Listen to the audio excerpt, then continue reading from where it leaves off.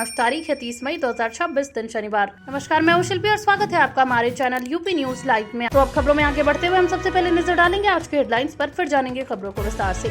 नौतपा के 5वें दिन बदला मौसम, यूपी के कई जिलों में बारिश से लोगों को मिली बड़ी राहत। जौनपुर बना कैंसर का रेड जोन, स्थानीय नशे दोहरा के सेवन से बढ़ रहे गंभीर मामले। लखनऊ में बिजली चोरी पकड़ने गई टीम पर हमला, फावड़े और डंडों से कर्मचारियों को दौड़ाया। रसोई का बजट बिगाड़ रही ईंधन की कीमतों की मार, आगरा में रोजमर्रा की चीजें हुई महंगी। यूपी में आंधी और बारिश से हुए नुकसान पर मुख्यमंत्री योगी सख्त, तत्काल मुआवजे के दिए आदेश। भाजपा ने वाराणसी और चंदौली में नए जिलाध्यक्ष घोषित किए, संगठन में बड़ा बदलाव। चलिए खबरों को जानते हैं विस्तार से। नौतपा के 5वें दिन बदला मौसम, यूपी के कई जिलों में बारिश से लोगों को मिली बड़ी राहत। उत्तर प्रदेश में नौतपा के 5वें दिन मौसम ने अचानक करवट ली और कई जिलों में तेज बारिश व आंधी ने लोगों को भीषण गर्मी से राहत दिलाई। लखनऊ, कानपुर, प्रयागराज, वाराणसी समेत कई इलाकों में बादल छाए रहे और तापमान में गिरावट दर्ज की गई। मौसम विभाग ने अगले 48 घंटों तक कई जिलों में बारिश और तेज हवाओं का अलर्ट जारी किया है। वहीं लगातार पड़ रही भीषण गर्मी और उमस से परेशान लोगों ने राहत की सांस ली। हालांकि कुछ जगहों पर तेज हवा और बारिश के कारण बिजली आपूर्ति भी प्रभावित हुई और पेड़ गिरने की घटनाएं सामने आई हैं। हमीरपुर में टूटा निर्माणाधीन पुल, 6 की मौत, हादसे पर उठे बड़े सवाल। हमीरपुर में हुए दर्दनाक पुल हादसे ने पूरे प्रदेश को झकझोर कर रख दिया है। हादसे में 6 लोगों की मौत के बाद अब निर्माण कार्य की गुणवत्ता और प्रशासनिक निगरानी पर सवाल उठ रहे हैं। स्थानीय लोगों का आरोप है कि पुल निर्माण में घटिया सामग्री का इस्तेमाल किया गया था और समय रहते शिकायतों पर ध्यान नहीं दिया गया। भारी बारिश और तेज बहाव के बीच पुल का हिस्सा अचानक ढह गया, जिससे कई लोग मलबे में दब गए। घटना के बाद प्रशासन ने जांच के आदेश दिए हैं। वहीं विपक्षी दलों ने भी सरकार पर निशाना साधते हुए जिम्मेदार अधिकारियों के खिलाफ सख्त कार्रवाई की मांग की है। जौनपुर बना कैंसर का रेड जोन, स्थानीय नशे दोहरा के सेवन से बढ़ रहे गंभीर मामले। वाराणसी मंडल के जौनपुर जिले में कैंसर के बढ़ते मामलों ने स्वास्थ्य विभाग की चिंता बढ़ा दी है।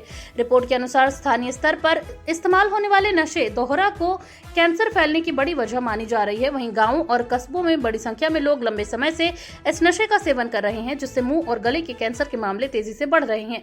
डॉक्टरों ने चेतावनी दी है कि अगर समय रहते जागरूकता नहीं फैलाई गई तो स्थिति और भी गंभीर हो सकती है। स्वास्थ्य विभाग अब विशेष अभियान चलाकर लोगों को दोहरा और तंबाकू उत्पादों से दूर रहने की सलाह देगा। आगरा में डॉक्टर भीमराव अंबेडकर की प्रतिमा क्षतिग्रस्त मिलने से बवाल, गांव में भारी विरोध प्रदर्शन। आगरा के एक गांव में डॉक्टर भीमराव अंबेडकर की प्रतिमा क्षतिग्रस्त मिलने के बाद माहौल तनावपूर्ण हो गया। घटना की जानकारी मिलते ही बड़ी संख्या में ग्रामीण मौके पर जमा हो गए और विरोध प्रदर्शन शुरू कर दिया। लोगों ने आरोप लगाया कि असामाजिक तत्वों ने जानबूझकर प्रतिमा को नुकसान पहुंचाया है। सूचना मिलने पर पुलिस और प्रशासनिक अधिकारी मौके पर पहुंचे और स्थिति को संभालने का प्रयास किया गया। प्रशासन ने नई प्रतिमा लगाने और दोषियों के खिलाफ सख्त कार्रवाई का आश्वासन दिया है। वहीं गाँव में एहतियात के तौर पर अतिरिक्त पुलिस बल तैनात किया गया है ताकि किसी तरह की अप्रिय घटना न हो। मुख्यमंत्री योगी आदित्यनाथ ने पूर्व प्रधानमंत्री चौधरी चरण सिंह को किया याद, किसानों के लिए योगदान को सराहा। उत्तर प्रदेश के मुख्यमंत्री योगी आदित्यनाथ ने पूर्व प्रधानमंत्री चौधरी चरण सिंह को उनकी पुण्यतिथि पर याद करते हुए श्रद्धांजलि अर्पित की। मुख्यमंत्री ने कहा कि चौधरी चरण सिंह ने किसानों और ग्रामीण भारत के उत्थान के लिए जीवन भर संघर्ष किया। उन्होंने देश की कृषि व्यवस्था को मजबूत बनाने में महत्वपूर्ण योगदान दिया। इस मौके पर कई भाजपा नेताओं और कार्यकर्ताओं ने भी उन्हें श्रद्धांजलि दी। मुख्यमंत्री ने कहा कि प्रदेश सरकार किसानों के हितों के लिए लगातार काम कर रही है और चौधरी चरण सिंह के विचार आज भी प्रेरणा देते हैं। कार्यक्रम में बड़ी संख्या में पार्टी कार्यकर्ता और किसान प्रतिनिधि मौजूद रहे। आगरा में 70 फीट गहरे कुएं में गिरने से 4 साल की बच्ची की मौत, रेस्क्यू में देरी पर ग्रामीणों का फूटा गुस्सा।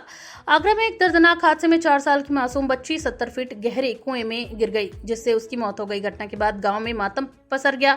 वहीं ग्रामीणों का आरोप है कि रेस्क्यू टीम समय पर नहीं पहुंची और बचाव कार्य में भारी लापरवाही बरती गई। बच्ची को निकालने में कई घंटे लग गए, जिसके कारण लोगों में प्रशासन के खिलाफ आक्रोश फैल गया। नाराज ग्रामीणों ने प्रदर्शन करते हुए जिम्मेदार अधिकारियों पर कार्रवाई की मांग की है।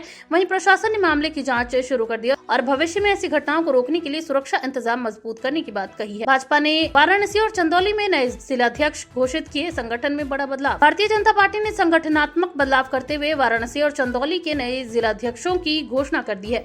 राम सकल पटेल को वाराणसी और काशीनाथ सिंह को चंदौली का जिलाध्यक्ष बनाया गया है। वहीं पार्टी का कहना है कि नए नेतृत्व के जरिए संगठन को और मजबूत किया जाएगा। इन नियुक्तियों को आगामी चुनावों की तैयारी से जोड़कर देखा जा रहा है। वहीं भाजपा कार्यकर्ताओं ने नए जिलाध्यक्षों का स्वागत किया और संगठन को नई ऊर्जा मिलने की बात कही। राजनीतिक जानकारों का मानना है कि सामाजिक समीकरणों को ध्यान में रखते हुए पार्टी ने ये फैसला किया है। KGMU परिसर में बने अवैध धार्मिक स्थल पर चल सकता है बुलडोजर, प्रशासन कभी भी कर सकता है कार्रवाई।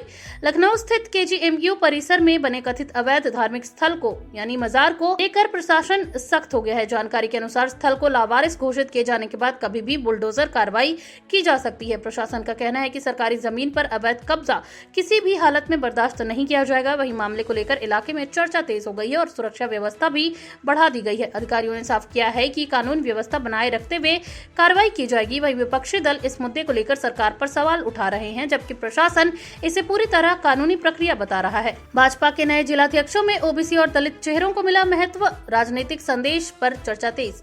भाजपा द्वारा घोषित नए जिलाध्यक्षों की सूची में OBC और दलित समुदाय के नेताओं को प्रमुखता दिए जाने के बाद राजनीतिक हलकों में चर्चा तेज हो गई है। पार्टी ने अम्बेडकर नगर, गोरखपुर, देवरिया, वाराणसी और चंदौली समेत कई जिलों में नए चेहरे उतारे हैं।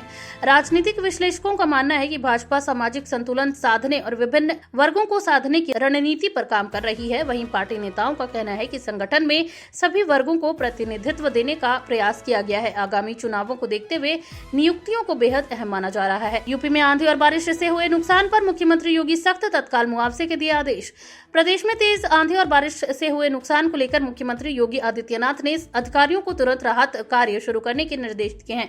मुख्यमंत्री ने कहा कि जिन लोगों के घर, फसल या संपत्ति को नुकसान हुआ है उन्हें जल्द से जल्द मुआवजा दिया जाए। कई जिलों में पेड़ गिरने, बिजली आपूर्ति बाधित होने और फसलों को नुकसान होने की खबरें सामने आई है। वहीं प्रशासन अधिकारियों को मौके पर पहुंचकर हालात का जायजा लेने और प्रभावित परिवारों की मदद करने के आदेश दिए गए हैं।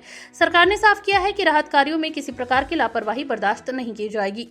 लखनऊ में बिजली चोरी पकड़ने गई टीम पर हमला, फावड़े और डंडों से कर्मचारियों को दौड़ाया।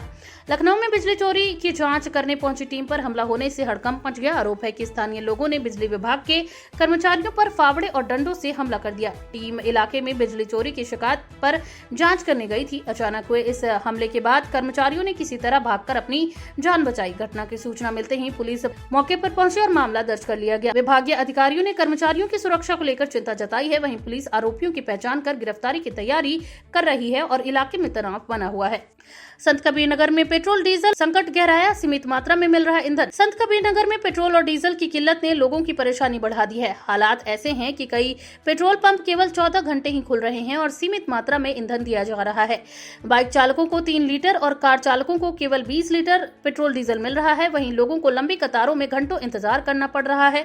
बताया जा रहा है कि सप्लाई प्रभावित होने के कारण ये स्थिति बनी है। वहीं प्रशासन ने जल्द हालात सामान्य होने का भरोसा दिलाया है, लेकिन बढ़ती परेशानी से आम लोग बेहद नाराज नजर आ रहे हैं।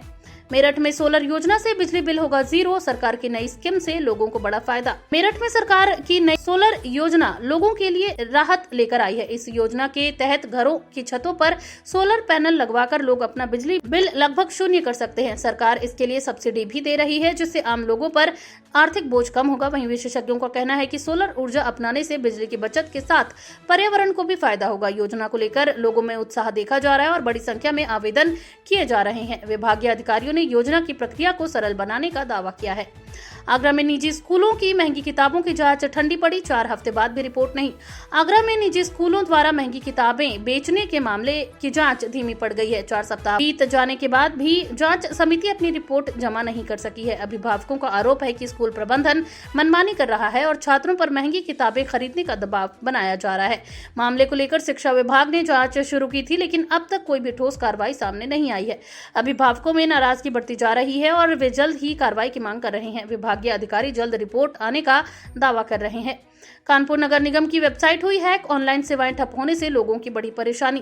कानपुर नगर निगम की आधिकारिक वेबसाइट हैक होने से ऑनलाइन सेवाएं प्रभावित हो गई हैं। वेबसाइट बंद होने के कारण लोगों को टैक्स भुगतान, प्रमाण पत्र और अन्य ऑनलाइन सुविधाओं में दिक्कतों का सामना करना पड़ सकता है। वहीं साइबर विशेषज्ञों की टीम मामले की जांच में जुट गई है। शुरुआती जानकारी के अनुसार हैकर्स ने वेबसाइट की सुरक्षा में सेंध लगाई है। वहीं नगर निगम अधिकारियों ने दावा किया है कि जल्द ही वेबसाइट को बहाल कर लिया जाएगा। इस घटना ने सरकारी वेबसाइटों की साइबर सुरक्षा व्यवस्था पर भी गंभीर सवाल खड़े किए हैं। तो ये थी आज के तमाम ताजा अपडेट्स। ऐसी और खबरों को जानने के लिए बने रहिए यूपी न्यूज लाइव के साथ। धन्यवाद।